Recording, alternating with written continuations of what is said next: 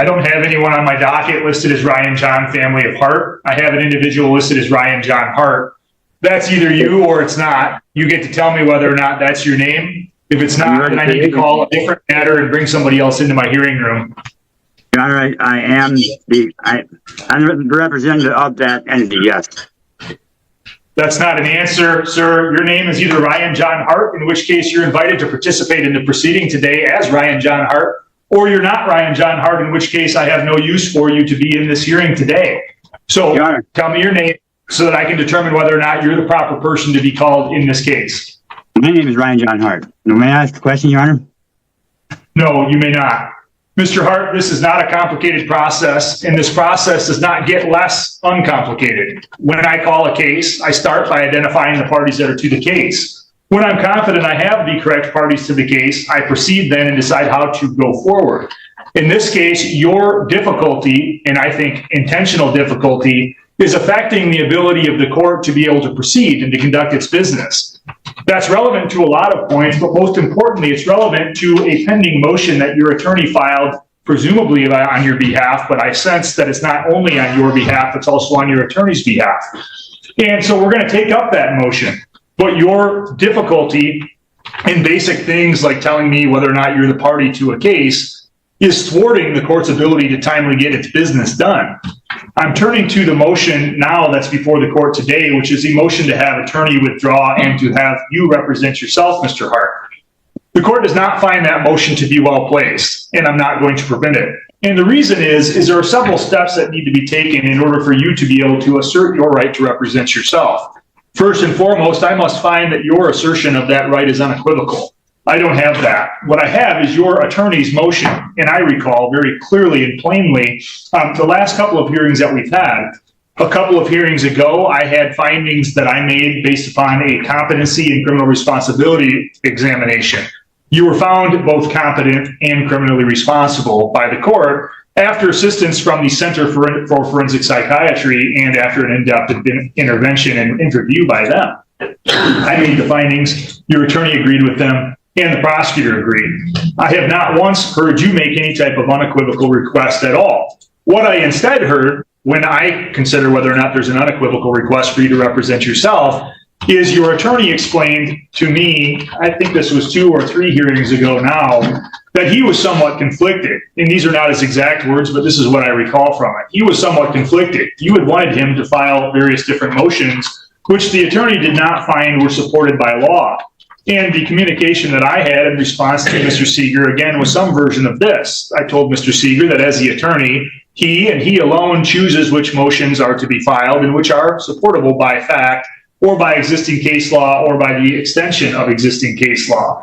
If he can't make those arguments that are good faith supported by law or an extension for the law, then he's not permitted to file the motions. It was at that point that Mr. Seeger then suggested that another solve for him could be that you could represent yourself. In other words, the implication that what Mr. Seeger was making is that if you were representing yourself, you would not be constrained in the way that he is. It would allow you to file whatever frivolous motions, I'm using that word, Mr. Seeger didn't, whatever frivolous motions you wanted to. And so the request to have you represent yourself as made through your attorney is not found, number one, by the court to be unequivocal in any way. Number two, I would have to go through with you and be confident that you understood the maximum penalties associated with the crimes. I have every reason to believe that you understand the maximum penalties, but I have every reason to believe that if you and I had a discussion about what those maximum penalties were, you would express confusion and you would not express a knowing, confident, and voluntary understanding of those things. And so I'm not yet even going to get to that second step. I also, of course, would have to, under People v. Anderson, the binding Michigan Supreme Court case regarding waiver of constitutional right to represent yourself, I would have to make specific other findings. And those findings specifically are that I would have to determine, after a conversation with you, that you acting as your own attorney would not disrupt or unduly convenience or burden the court in the administration of the court's business.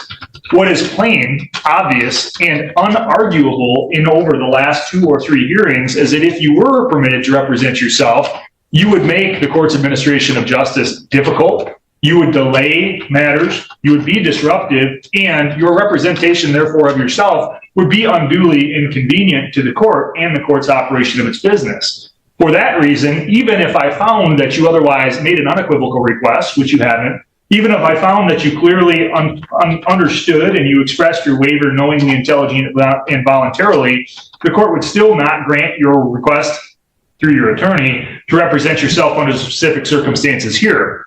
It's my firm finding, based upon the background that I'm aware of, that to allow you to do so would only encourage you to file what are very spurious and frivolous motions. It would waste the court's time, it would waste the prosecutor's time. And although it would waste Mr. Seeger's time to have him remain on, the court also notes that even if there is good cause for Mr. Seeger to withdraw, the Michigan rules of professional conduct allow the court to continue an attorney's appearance and order that an attorney continue on a case even when there's good cause to withdraw. And so I choose to exercise the discretion provided to me under those Michigan rules of professional conduct and the Michigan court rules and Michigan case law in denying any request to have you represent yourself. You are and will remain represented by Mr. Seeger until further order of the court. Mr. Seeger, did you need then some time to discuss the effect of that ruling with Mr. Hart before I decide how this case needs to resolve? I do, Your Honor. Additionally, Your Honor, Your Honor, Your Honor, I have something to say. May I speak? Mr. Hart, you don't get to decide when things are said. That's again part of the issue. The judge has not let me speak at all in more than three. Mr. Hart, this will not be an argument. This case will not proceed by me talking over you or you talking over me. Court proceedings by law and by procedure, Mr. Hart, are to be ordered. And they're to be in a specific order, and that order is dictated by the trial court judge. That's me. It's not dictated by an individual who's charged with criminal offenses, you. And so I'm going to exercise my discretion to control those proceedings. You right now, Mr. Hart, are free on bond.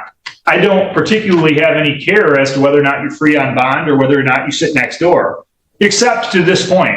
For today, I'm going to expect that you disagree with my decision on your motion to have you represent yourself. I'm going to therefore excuse any further appearance of you for purposes of today's hearing and today's hearing only. I'm going to set this matter for a new hearing after I hear from your attorney and from the prosecutor. That new hearing is going to be set in person. The reason I choose in my discretion to set it in person is because if you're disruptive or unduly burdensome to the court at the next hearing in person, I'm going to view it as a violation of your bond conditions. And if I view it as a violation of your bond conditions, you're going to be subject to the contempt powers of the court, which includes me revoking your bond and you sitting next door. Because if I have your bond revoked and you're sitting next door, I'll know that Mr. Seeger can locate you and communicate with you.